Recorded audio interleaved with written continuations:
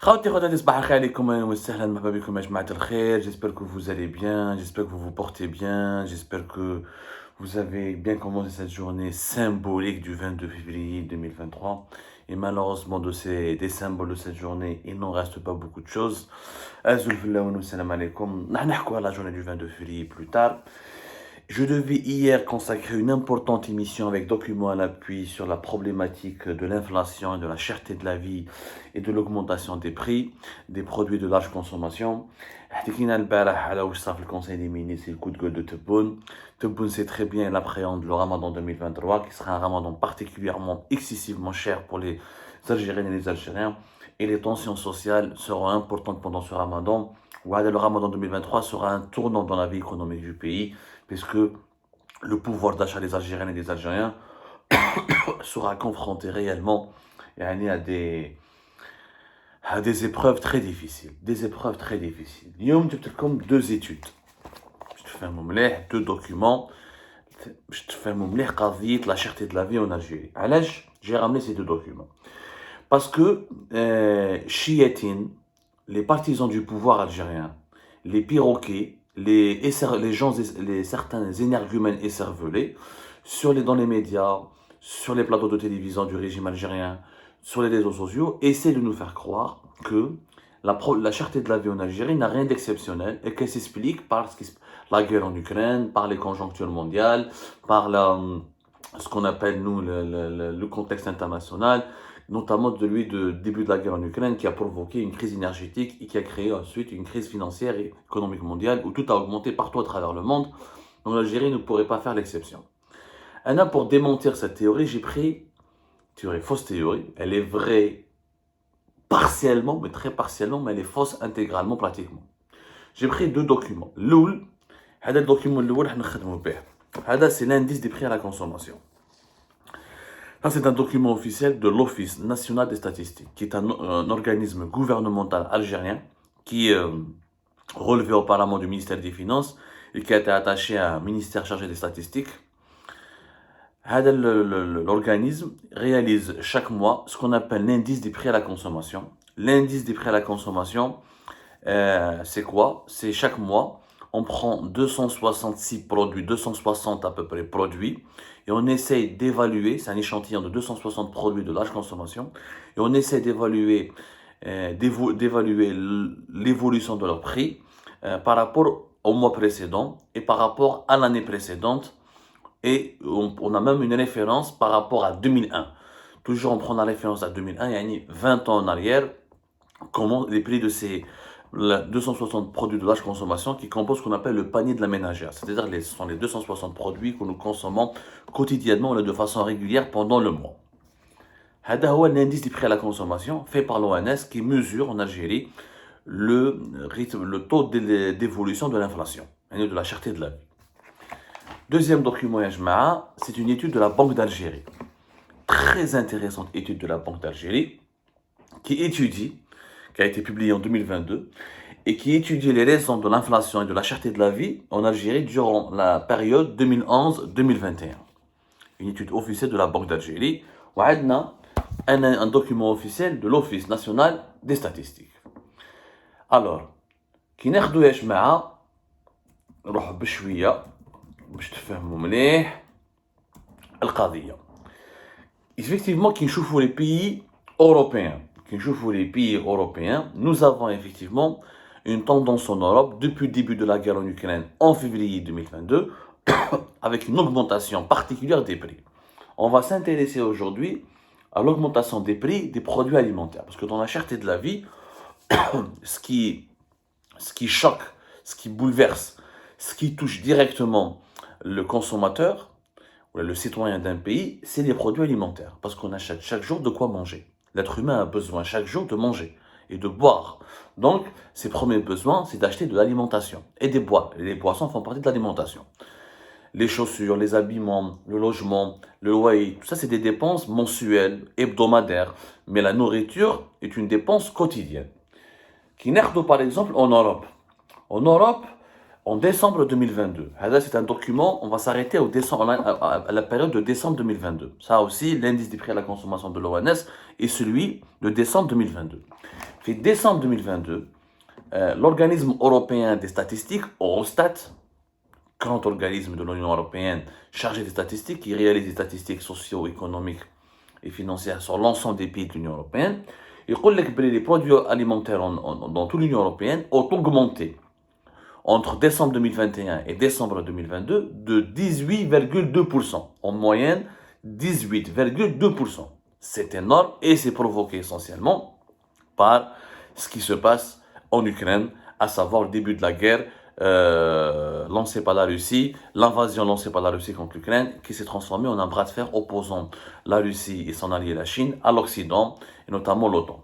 Une sorte de troisième guerre mondiale divisée, même si elle n'a pas l'ampleur dramatique d'une guerre mondiale. 18,2%. Hadi pour les produits alimentaires. Je vous en Algérie. En Algérie, le tableau de l'ONS. C'est pas moi qui le dis, c'est l'Office national des statistiques pour les produits alimentaires. Et l'alimentation et les boissons non alcoolisées, comme l'Algérie, voilà. On ne comptabilise pas les boissons, on ne boit pas les boissons alcoolisées partout, à travers le pays, il y a beaucoup de gens qui boivent pas d'alcool. L'augmentation des prix entre décembre 2021 et décembre 2022, dans les produits alimentaires a été de presque 14%, 13,39, presque 14%.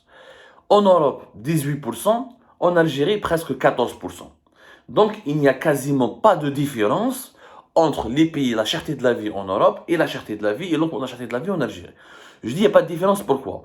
On ne compare pas les prix en dinars et en euros. Parce qu'avec l'euro, quand tu viens en Algérie, la vie va te paraître moins chère. Et avec le dinar, quand tu vas aller en Europe, la vie va te paraître trop chère. La comparaison ne se fait pas entre monnaie. La comparaison se fait sur le rythme d'évolution des prix. Ensuite, après, on compare par rapport au salaire des Algériens. Ensuite, tu compares par rapport au salaire des Européens. N'oublions pas que le salaire minimum, le salaire moyen en Algérie, 40 000 dinars et quelques, en euros, il n'y a même pas 200 euros. Je te fais un mot. Donc, 14% d'augmentation des prix des produits alimentaires en moyenne, 13,39 durant toute l'année 2022, 18,2% durant toute l'année 2022 en Europe. Quasiment aucune différence. On va nous dire, bien sûr, c'est à cause de l'Ukraine. Donc, on va répondre à l'argument de la guerre en Ukraine dans un petit moment. L'augmentation des produits alimentaires. En Europe, par exemple, ce qui a le plus augmenté, c'est les produits agricoles. En une année, l'année 2022, Eurostat, toujours, te dit que les produits agricoles en Europe ont augmenté de 24%. Mais ce n'est pas tous les produits agricoles. Par exemple, les fruits en Europe ont reculé, leurs prix ont reculé de mon année, les prix, le rythme d'évolution des prix, les fruits, ça a reculé de 3%.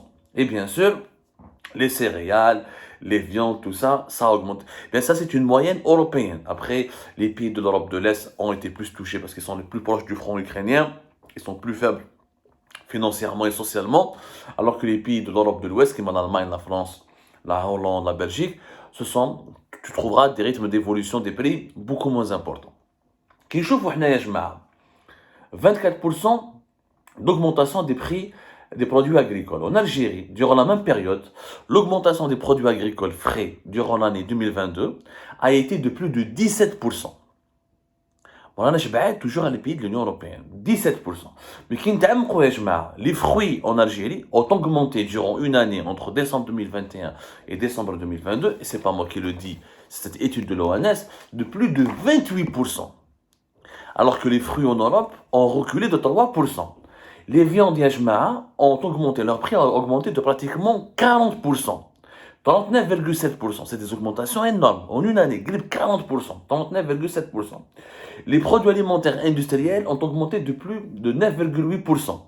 Les laits, les produits laitiers et les fromages ont augmenté en Algérie de plus de 21%. Le café, le thé, leurs prix ont augmenté de plus de 18%. Durant l'année 2022 par rapport à 2021. Les pains et les céréales, leurs prix ont augmenté de plus de 5,2%. Les séries d'augmentation des prix, nous avons pratiquement le même rythme d'évolution des prix de l'inflation que les pays de l'Union européenne. Les mêmes. Pire encore, pour les fruits l'Algérie a subi des augmentations de prix qui sont pratiquement 10 fois plus élevées que celles de l'Union européenne. Parce que chez eux, ça a augmenté de 3%, chez nous, ça a augmenté de plus de 28%. Les viandes, pratiquement 40%, les produits laitiers et les fromages, plus de 21%, le café et le thé, plus de 18%, et les produits alimentaires, les céréales, etc., presque de 6%. Bien sûr, durant cette période où les prix ont beaucoup augmenté en Algérie, les salaires n'ont quasiment pas évolué. Pour les fonctionnaires publics, il y a eu quelques augmentations qu'on peut évaluer à 5 ou même pas 10%, alors que les prix des produits de large consommation ont augmenté quelque chose en moyenne entre 40 et 20%. Qui les viandes, le thé, les produits laitiers, etc. La valeur du dinar elle est faible, donc il n'y a pas eu aucun impact. Et la majorité des travailleurs en Algérie ne travaillent pas pour l'État, ne travaillent pas dans la fonction publique, travaillent dans le secteur public. Plus de 7 millions de travailleurs travaillent pour le secteur public. Et uniquement 4 millions et quelques de travailleurs travaillent pour l'État et les entreprises étatiques. Donc 3 millions et quelques sont dans la fonction publique.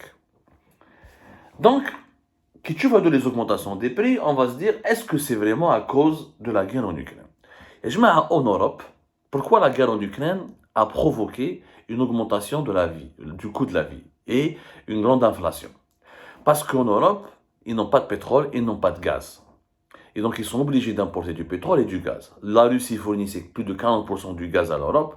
Et le pétrole, la Russie fournissait la même chose, entre 25 et 30% minimum des produits pétroliers pour l'Europe. Et encore, pour certains pays, ça c'est une moyenne pour l'Union européenne, pour certains pays, le pétrole russe et le gaz russe pouvaient représenter jusqu'à 80%, notamment les pays de l'Europe de l'Ouest, de l'Europe de l'Est, qui sont les plus proches de la Russie, et qui ont des rapports historiques avec la Russie, qui c'était des clients traditionnels pour les hydrocarbures russes. Donc comme l'Europe n'a pas de gaz et de pétrole, quand elle a été privée de pétrole et de gaz russe, quand il y a eu un bras de fer avec la Russie, ce qui a provoqué une augmentation des prix du pétrole et du gaz l'année 2022, automatiquement l'Europe a beaucoup souffert. Et les études de l'Union européenne, ils disent que l'inflation en Europe, elle est provoquée dans 50% des cas par le coût de l'énergie. Le coût de l'énergie a augmenté, donc c'est 50%. C'est normal que la vie devienne très chère. Sauf qu'en Algérie, et c'est là ce que ne disent pas les partisans du régime, ce que ne disent pas les dirigeants algériens. Et c'est là les mensonges. Sauf qu'en Algérie, nous sommes un pays qui produit du pétrole et du gaz. Donc nous ne sommes pas censés avoir des prix, où il y a une inflation aussi élevée, où il y a une cherté de la vie aussi grave que les pays de l'Union européenne, puisque nous, le pétrole et le gaz, nous le produisons. Et dès l'inflation en Europe, et la cherté de la vie s'explique dans 50% des cas dans sa composante par l'augmentation des prix du pétrole et du gaz, nous, on les produit, le pétrole et du gaz. Et on le consomme en Algérie à des prix parmi les plus bas du monde, parce que le pétrole et le gaz, une partie, alors 60% du gaz, il est consommé localement, et 50% du pétrole, il est consommé localement. Et quand il est consommé localement, il est commercialisé à des prix soutenus par l'État. Ce n'est même pas à son prix de revient. Ce qui fait qu'on le vend pratiquement, le gaz et le pétrole, on le vend pratiquement à perte sur le marché national. Le gaz de ville, les Algériens, 99% de notre électricité, c'est le gaz. On se chauffe avec le gaz. Les carburants en Algérie, l'essence, le gaz ne sont pas chers. Donc, les centrales électriques, c'est avec le gaz. Donc, quand on utilise notre gaz, notre pétrole, on l'utilise à des prix quasiment symboliques. Je parle pour les entreprises qui commercialisent le gaz et les hydrocarbures, qui sont essentiellement Sonatrach et ses filiales. Alors, comment se fait-il que nous, on produit le pétrole et le gaz, mais nous avons les mêmes prix aussi élevés que dans les pays de l'Union européenne qui ne produisent pas de gaz et de pétrole?